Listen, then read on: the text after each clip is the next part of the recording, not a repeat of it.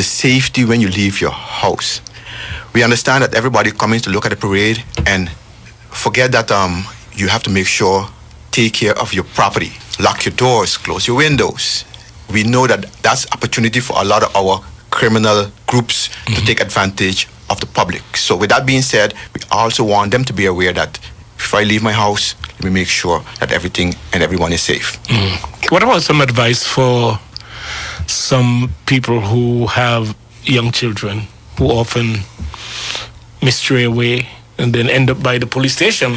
Because we usually get notification here that there's a 3-year-old, a 4-year-old, as the case may be. What would you advise people when it comes to taking care of the children during that? Again, remember, we are having it quite busy on that day. We will try to assist. We will assist with any lost family members because it's not kids alone. And our advice is always, if you're not sure, first place goes to the police station. When you go to the police station, someone who's the watch commander will assist us on how and what we are looking for. So that is how we most of the time we tackle that situation.